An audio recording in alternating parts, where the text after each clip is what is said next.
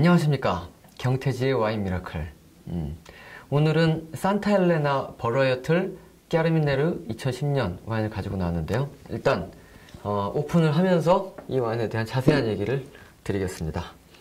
산타 헬레나 버라이어틀은 이제 굉장히 유명한 와인이죠.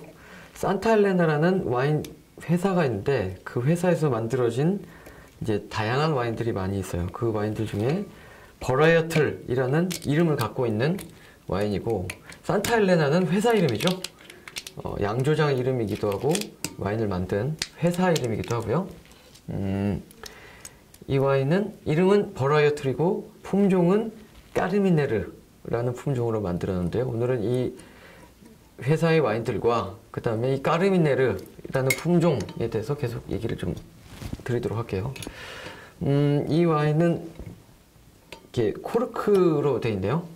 저가형 와인인데 인조 코르크를 쓰지 않고 코르크로 만들었고, 분쇄한 코르크를 가지고 뭉쳐서 만들었어요. 굉장히 과일 향이 물씬 나오는 그런 와인이고요. 좀 퀄리티가 기대가 됩니다.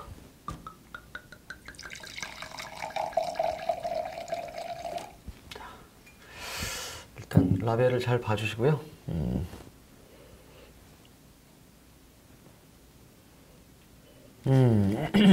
이 와인은 좀 특별한 느낌이 드는 와인은 아니군요.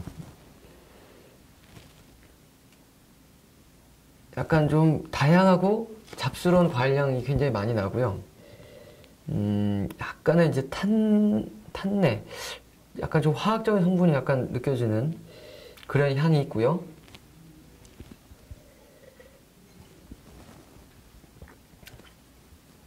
맛은 나쁘지 않습니다. 일단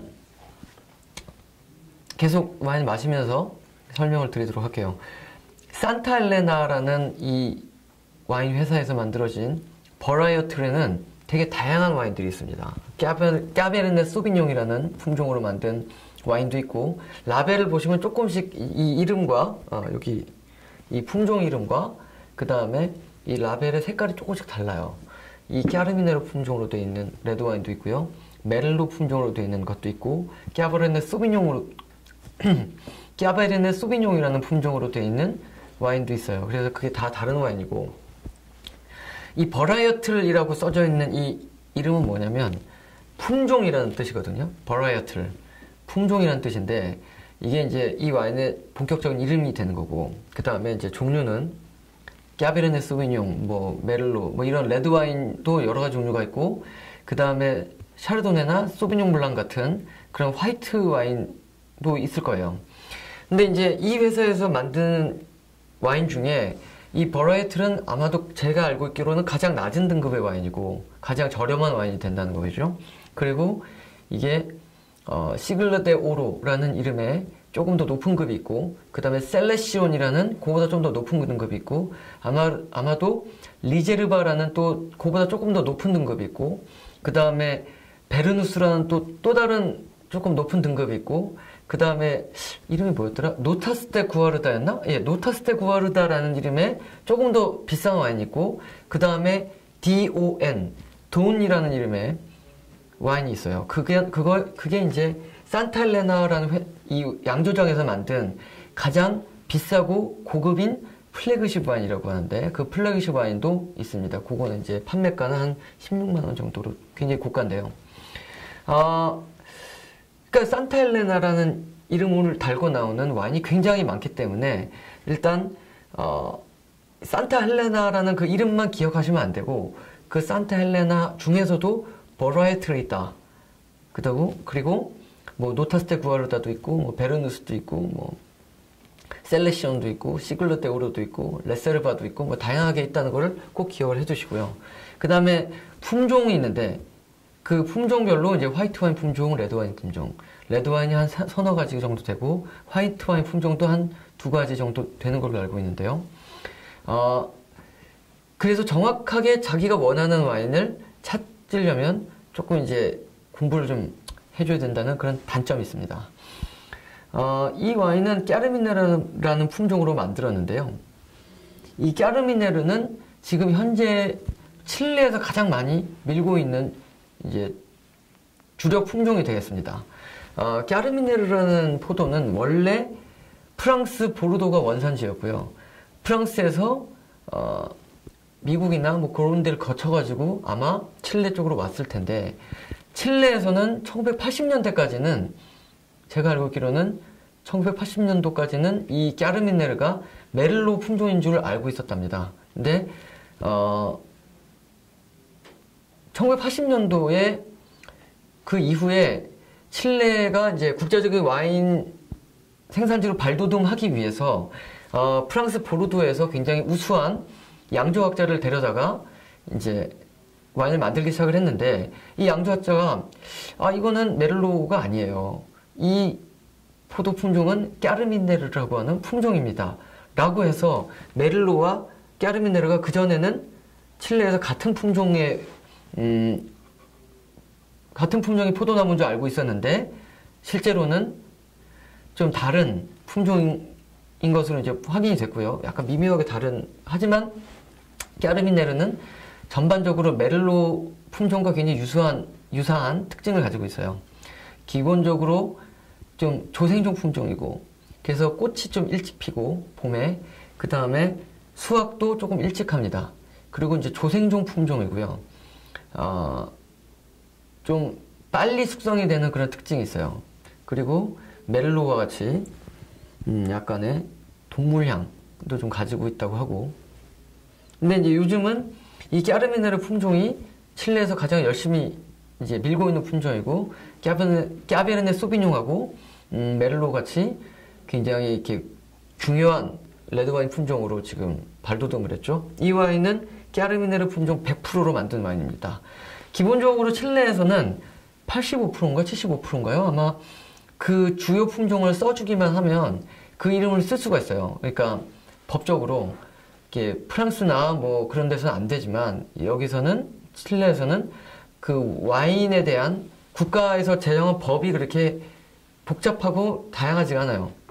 아주 최소한의 법령만 만들어 놓고 와인을 만들고 있는 거죠. 근데 그 중에서 하나가 75%인가 85%인가 이상만 주요 품종을 사용하면 그 품종명을 기재를 할 수 있게 돼 있거든요. 그래서 예를 들어 까르미네르라고 써져 있다고 해서 이 까르미네르 품종을 100% 사용하는 게 아니고, 예를 들어 미세하게는 뭐 다른 품종을 섞어서 만들 수도 있다는 건데, 이 와인은 제가 알고 있기로는 100% 까르미네르로 만들어져 있고, 그래서 까르미네르라는 품종의 전형성을 잘 가지고 있는 거죠.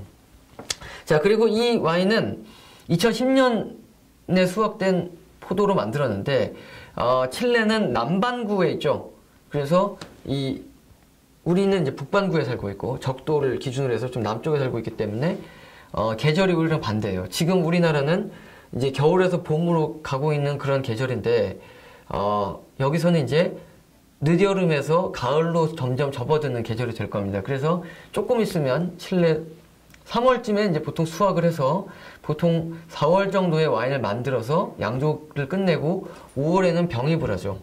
병에다가 집어넣는 걸 병입이라고 하는데, 이 보틀링이라고 하는 이 병입 작업이 끝나면 바로 출시를 해버려요. 그래서 이태리나 아니면 스페인이나 그런 데서는 레세르바 같은 경우에는 이제 법적으로 어느 정도 숙성을 시켜야지만 출하가 될 수 있게끔 법으로 이제 그걸 규정하고 있는데, 그 외의 지역에서는 그런 게 없기 때문에 이제 2010년, 2011년 와인들이 막 나오고 있는 거죠. 어쨌든 그래서 조금 어린 와인들이 많이 나오는데, 이 와인은 레세르바가 아니고 숙성을 시키지 않거나 아니면 그 굉장히 제일 낮은 등급의 와인임에도 불구하고 상당히 제법 마실만한 그런 느낌이 드는 느낌이 들어요. 드라이한 와인인데 단맛도 좀 느껴지고, 강한 어떤 과실향과 그런 매혹적인 그런 뭐랄까 끝맛이 좀 있어요. 근데 조금 피니쉬가 짧고, 복합미가 약간 떨어지고, 약간 와인이 이렇게 진하지 않고 약간 가볍기 때문에 아마 이런 가격이 된 것 같지만, 제가 보기에는 이 가격대, 보통 이제 이 와인의 정가는 14,000원인데요. 이마트에서 판매되는 정가가 아마 그렇습니다. 그리고 아마 이 와인은 일부 홈플러스에서도 구매를 하실 수 있을 거고요.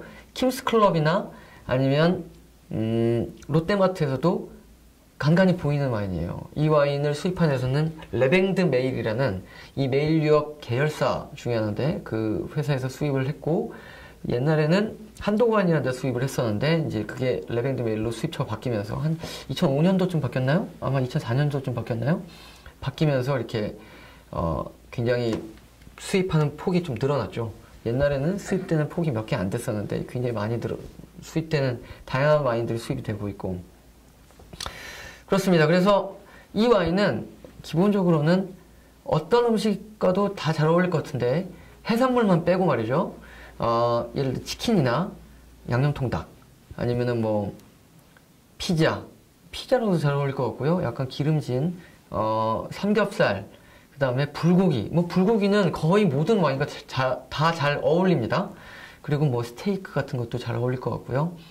아웃백 스테이크하우스나 빕스 같은데 이 와인을 가져가서 한 10,000원인가? 아마 코르크 차지를 내면 아마 서비스를 해줄 거예요. 잔도 주고요. 그러니까 아마 제 생각에는 가족끼리 그러니까 패밀리 레스토랑 갔을 때 그냥 아무것도 없이 밍숭밍숭 그냥 식사만 하지 마시고 이런 와인 한번 가져가가지고 와인도 좀 따라 드시면서 같이 음식을 드시면 더 맛있게 음식을 드실 수 있을 것 같아요. 패밀리 레스토랑 같은데 음식하고 잘 어울릴 것 같고요. 또 편의점에서 판매하는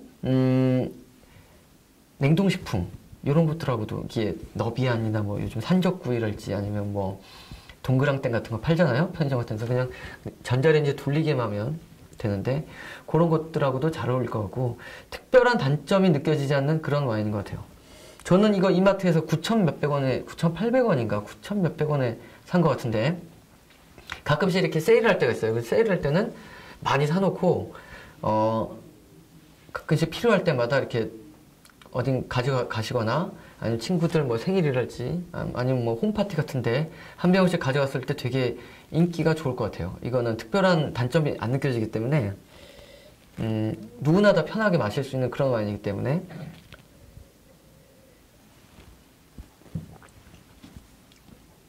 아마도 편하게 드실 수 있는 그런 와인인 것 같고요.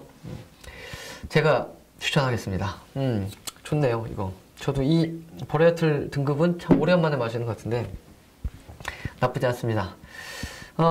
자, 이걸로 이번 편은 마치도록 하겠고요.